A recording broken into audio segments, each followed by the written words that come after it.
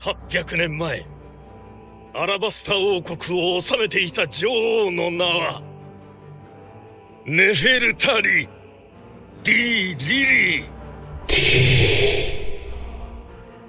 지금 록스의 과거가 진행되면서 이상할 정도로 강조되는 이야기가 있습니다. 바로 한 시대를 풍미했던 전설의 해적들의 사랑 이야기죠. 아마존 릴리의 전대왕제 글로리오사는 로저를 사랑했지만 로저는 샤키를 좋아했고 샤키는 또 레일리를 좋아했습니다. 그리고 훗날 로저는 포트거스 디루즈라는 여자를 만나 에이스를 낳게 되죠. 또한 록스 디지백 역시 샤키를 좋아했지만 결국 어떤 여자와 사랑에 빠져 아이를 낳았고 그 아이는 훗날 마샬디티츠라는 이름을 갖게 되는 이야기 같은 것 말이죠. 캐릭터들의 뿌리를 파고드는 이야기들은 독자들에게 흥미로운 포인트가 될 수 있지만 포걸들의 이야기를 중심으로 달려오던 이 만화에 갑자기 사랑과 연애 이야기가 비중있게 등장하기 시작하면 일부 독자들은 쓸데없는 이야기를 왜 꺼내는 거냐? 그러니까 연재가 30년이 다 되어간다라고 반발할 수도 있습니다. 그런데 이건 단순한 로맨스 삽입이 아니라 원피스가 가진 근본적인 장르 감성, 즉 해적 장르의 뿌리를 다시 끌어올리려는 행보로 보입니다. 원피스는 본디, 한 소년의 작은 나룻배에서 시작된 모험, 액션, 해적 장르의 정통 소년 만화였습니다. 확실히 일부에서 이스트 블루의 약한 적들을 상대로 할 때는 분명히 해적 감성을 제대로 보여주었죠. 하지만 위대한 항로에 들어서고 실무에나 사왕 같은 초강자들과 맞부딪히기 시작하면서부터는 독자들에게 이건 과연 해적 만화인가? 아니면 판타지, 정치, 군용할 거 만화인가? 라는 의문을 주게 되었습니다. 애니메이션의 작화가 압도적으로 올라가고 전투신이 화려해졌으며 오로성의 정치 행보와 세계 정보의 어둠이나 빅맘 같은 정치가들이 본격적으로 등장하면서 모험은 사라지고 배는 단순한 이동수단으로만 쓰이며 고대병기가 등장하고 몇백 년 앞선 과학섬이 등장하고 지상전만 반복되는 모습에서 이게 정말 해적 만화가 맞나? 하는 의구심을 불러왔던 시기가 있었던 거죠. 하지만 오다는 최종장에 들어서면서 다시금 해적 감성을 되찾으려는 모습을 보이고 있습니다. 산막의 끝과 와노쿤이 결전에서 보여준 해상전 연출이 대표적이죠. 오다가 이 시기쯤 인터뷰에서 해상전을 더 그리고 싶다고 언급하더니 바다를 뒤덮는 빅맘의 전당과 해상 추격전에 이어 와노쿠니에서는 카이도의 전당과의 해상전 등을 본격적으로 그려냈습니다. 심지어 원피스와 함께 해적 장르를 대표하는 영화 캐리비안의 해적을 연상시키는 장면을 애니메이션에서 오마주하기도 하고 샹크스와 키드의 화려한 전투를 해상전으로 만들면서 큰 화제를 얻고 거기에 해적의 뿌리인 바이킹을 모티브로 한 엘바프 에피소드에 본격 진입해서는 해적 장르의 대표 요소들을 모두 담은 완벽한 해적인 지백을 등장시키기도 하였습니다. 더 나아가 지백의 과거 회상에서는 해적 장르를 구성하는 수많은 요소를 다 때려박았기에 최종장에서는 해적 장르라는 것을 공고히 하겠다라는 오다의 생각을 엿볼 수 있었습니다. 여기서 해적 장르라는 것을 짚고 넘어가면 해적 장르는 많지 않지만 사람들의 머릿속에 자리 잡고 있는 특정한 요소들이 있습니다. 음악, 수평선, 낭만, 약탈, 술, 여자, 물같은 사랑, 유쾌함, 포걸, 자유, 바다의 전설, 보물 이런 요소들이죠. 지백은 이 해적 장르의 요소들을 모조리 아주 완벽하게 갖추고 있습니다.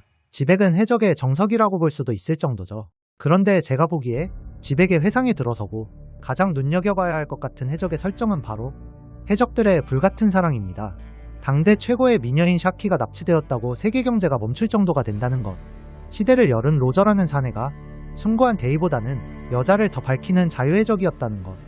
로저와 견줄 정도로 시대를 풍미한 지백 포함 해적들의 성지라고도 볼 수 있는 하치노스의 모든 해적들이 여자 한 명의 질서가 생기고 여자 한 명의 전쟁을 치르려 한다는 것까지 너무 과한 설정이라고 볼 수도 있지만 이런 머저리 같은 설정들이 바로 해적의 호방함을 느끼게 해주는 큰 요소입니다. 그리고 이토록 열정적으로 사랑하면서도 해적들이 그보다 더 사랑하는 것은 결국 바다와 모험 혹은 자유라는 것까지 설정되어 있기에 지금 진행되는 이야기들이 해적 장르를 공고히 하겠다는 의지가 담겨 있다는 것을 보여주고도 남습니다. 그리고 이것이 많은 분들이 이해하지 못하는 부분인 왜 로저가 포트거스 디루즈를 두고 모험을 떠났는지, 왜 우솝의 어머니와 우솝이 야솝을 원망하지 않는지, 왜 샹크스가 누군가와 결혼을 했음에도 여전히 바다 위에서 모험을 하는지, 왜 지백이 갑벨리의 아내와 티치를 두고도 항해를 계속했는지, 레일리는 왜 시대를 대표한 미녀와 같이 살고 있음에도 다른 여자들과 놀며 유랑하는지에 대하여 설명해 줄 수 있습니다. 이 모든 게 해적 장르이기에 용인되는 행동들이었던 것이고 그녀들은 해적을 사랑한 것이기에 당연시되는 설정들인 것이랍니다. 이런 해적 장르의 요소인 열정적인 사랑에 대한 것을 토대로 이야기를 이어나가 보면 이번 에피소드에서 녹스 해적단과 로저 해적단이 중심으로 언급되는 건 너무도 당연합니다. 그들은 한 시대를 풍미한 호걸들이기 때문이죠. 하지만 그 못지않게 주류로 부각되는 해적단이 있습니다. 바로 아마존 릴리의 구사 해적단입니다. 지금 진행되는 이야기와 과거에 진행되었던 이야기를 모아 이 아마존 릴리의 황제들이 이끄는 구사 해적단의 설정을 보고 가면 아마존 릴리의 황제들에게는 대대로 이어지는 병이 있습니다. 바로 상사병이죠. 현 아마존 릴리의 황제 보아행콥은 루피를 만나 상사병에 걸렸고 그와 함께하지 않으면 죽을 지경에 이르렀기에 자신의 트라우마였던 중추에 있는 임페다운까지 동행하여 루피를 도왔습니다. 그리고 전대왕제 글로리오사는 로저를 사랑하였기에 똑같이 죽을 병인 상사병에 걸렸고 섬을 탈출하여 병을 치유했다는 이야기를 했었습니다. 그리고 황제였던 샤키 역시 레일리를 사랑해 마치 병든 듯 지냈다는 이야기를 로저가 직접 하기도 했습니다. 즉 아마존 릴리의 황제들은 대대로 사랑 때문에 죽을 정도의 상사병에 걸리는 설정을 갖고 있었죠. 그런데 지금까지 들려드렸던 해적들의 열정적인 사랑과 아마존 릴리의 릴리라는 명칭과 아마존 릴리에 이어지는 죽음에 이를 정도의 사랑이라는 키워드로 문득 떠오르는 연결을 하나 해보면서 누군가를 해적이 아닐까라고 의심해볼 수 있습니다. 바로 이무입니다. 이무는 지금껏 누구에게도 모습을 드러내지 않았고 말도 하지 않던 존재였지만 네페탈이 코브라 앞에 직접 나타나 대화를 나눈 적이 있습니다. 오로성조차 말도 안 되는 상황에 놀랄 정도였죠. 꼬치방에서 대화를 듣기만 하며 움직이지 않던 그가 직접 움직이며 반응했던 건 다름 아닌 릴리라는 이름을 듣자마자였습니다. 단지 이름만 듣고 반응했다고 해서 사랑이라고 단정하는 것이 아니죠. 이미 많은 장면에서 그의 감정은 사랑으로 해석될 수밖에 없도록 그려졌습니다. 800년 전의 사람인 네페타리디, 릴리의 것으로 보이는 초상화를 바라보는 모습. 다른 사진들은 모조리 찢어버리면서도 릴리의 후손이자 그녀와 닮아 보이는 네페타리 비비의 사진은 따로 챙기고 훗날 갖고 싶다라고 말하는 장면. 비비가 호시. 분명히 알고 있었음에도 포네그리프의解放が本当にミスだったのか. 포네그리프의 해방을 그녀의 실수라 믿고 있었던 점. それとも計画的だったのか. 그리고 코브라에게 릴리의 본명을 묻고 릴리. D가 들어있음을 확인하자 놀라는 감정과 분노를 드러낸 장면까지. 이무의 행동은 결국 사랑이 아니고서는 설명할 수 없는 스토리라인이었습니다. 그리고 이무라는 캐릭터를 구성하는 감정이 사랑이라는 것을 유추할 수 있는 근거가 하나 더 있습니다. 바로 이무의 기술이죠. 이무는 엘바프에서 전사들을 흑화시킬 때 도미 리버시라는 기술을 사용하죠. 그런데 이 능력의 메커니즘이 참 특이합니다. 강인하고 긍지 높은 전사들이 이무의 손바닥을 따라 몸이 뒤집히더니 이들이 갑자기 마음까지 흑화되며 이무에게 복종하게 되는 것이었죠. 그리고 이 기술에 당해 악마화된 전사들 사이에 있던 이들 역시 전부 악의 마음으로 변합니다. 이무의 도미 리버시 기술을 보며 떠오르는 건 바로 오셀로 게임입니다. 원래 영국의 리버시라는 게임을 일본이 재해석하고 상표한 것이 오셀로인데요. 리버시라는 기술 이름뿐만이 아니라 흙과 백을 뒤집으면 그 사이에 있는 돌들의 색깔이 바뀌는 그 메커니즘까지 이무의 기술은 오셀로 게임이다라고 대놓고 말을 하고 있었습니다. 그런데 흥미로운 건 이 오셀로라는 이름은 어딘가에서 영감을 받아 따온 명칭입니다. 그것은 바로 셰익스피어의 4대 비극 중 하나인 오셀로이죠. 이 비극의 내용은 오셀로와 데스데모나의 사랑과 배신 이야기를 다룬 작품이며 오셀로 게임의 흑과 백은 흑인과 백인을 의미하기도 하지만 흑은 배신을, 백은 사랑을 상징한답니다.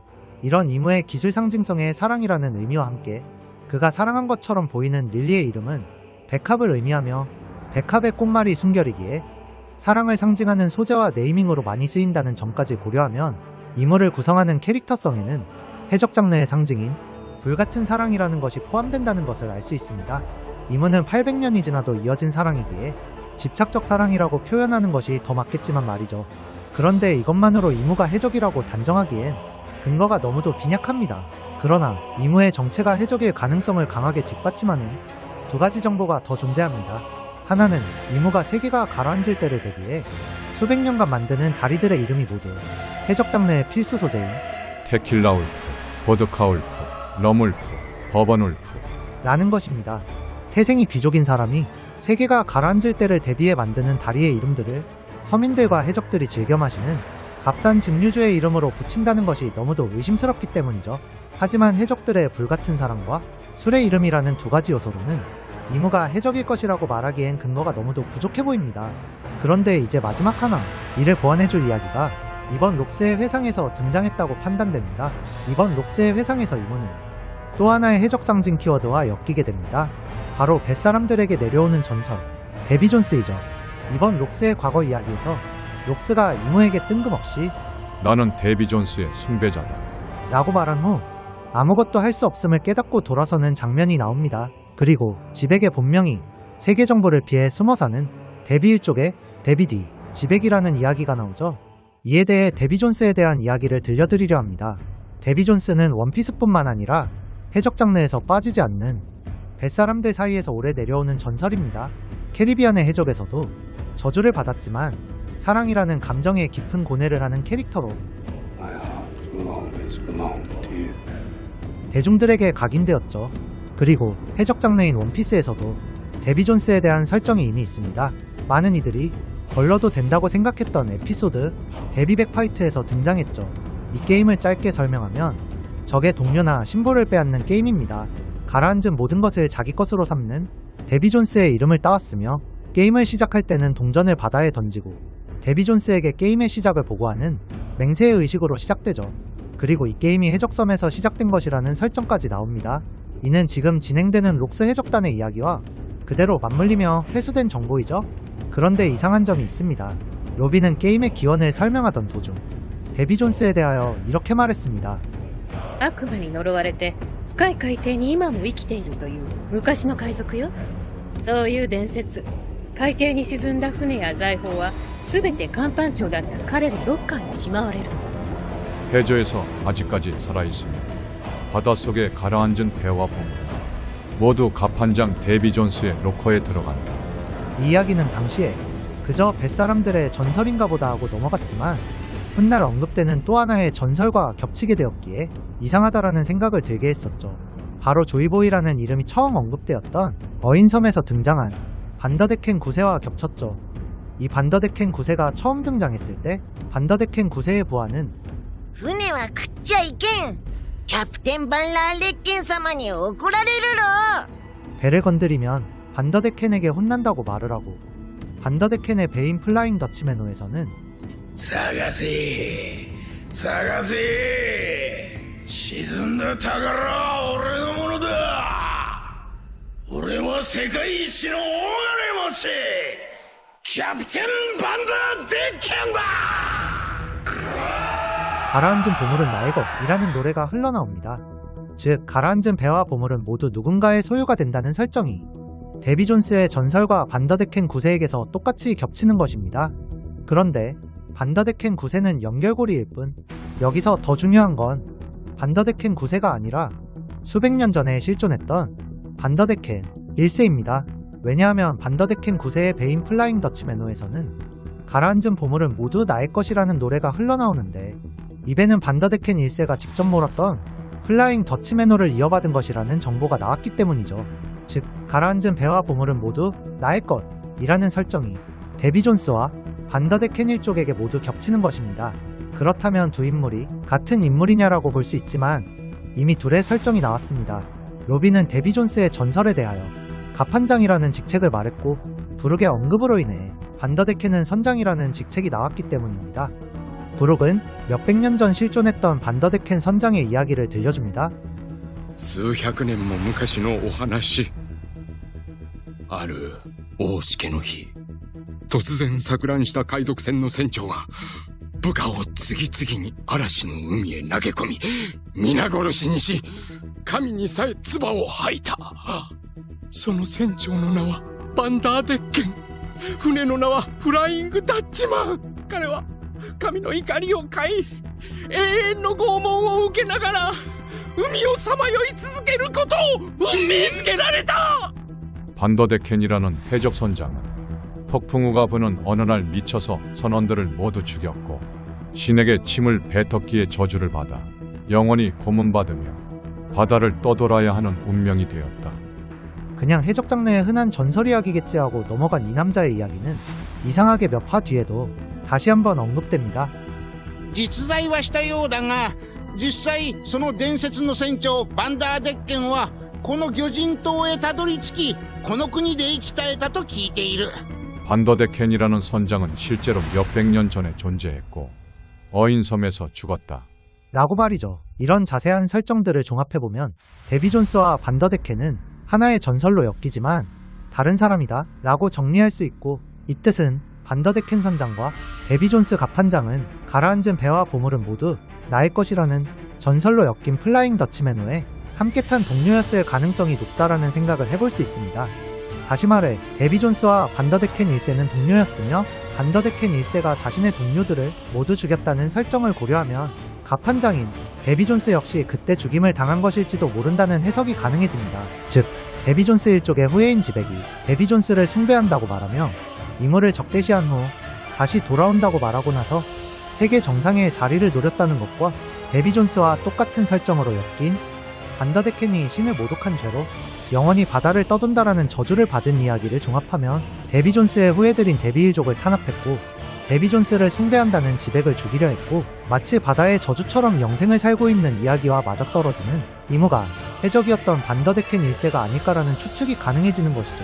그리고 반더데켄 9세가 어인의 모습을 하고 있는 것을 근거로 어쩌면 사람이었던 이무는 저주를 받은 모습 때문에 검은 천으로 자신의 외형을 숨기고 있는 것이 아닐까 라는 생각을 해봅니다.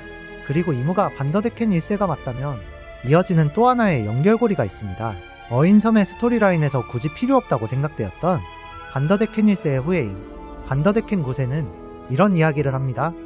我が一族に伝わる伝説によると、それはかつてはるか昔、海洋類をも従わせる神秘の力を持つ人魚姫がいたという。その伝説を追い求め、海底を目指した初代バンダーデッケン。ご先祖様、俺はついに見つけたぞ。 자신의 조상인 초대 반더데켄이 해왕류를 다루는 인어, 즉 포세이돈을 찾아 어인섬으로 내려왔다는 것이었죠. 그렇다면 이것은 어쩌면 이무가 조이보이의 의지를 이은 자와 데비 존스의 의지를 이은 자의 사진들을 찢어놓고 그 외에도 해왕류를 다루는 힘을 가진 포세이돈인 시라오시의 사진에도 칼을 꽂아 넣은 장면과 연결되지 않을까라는 생각을 해봅니다.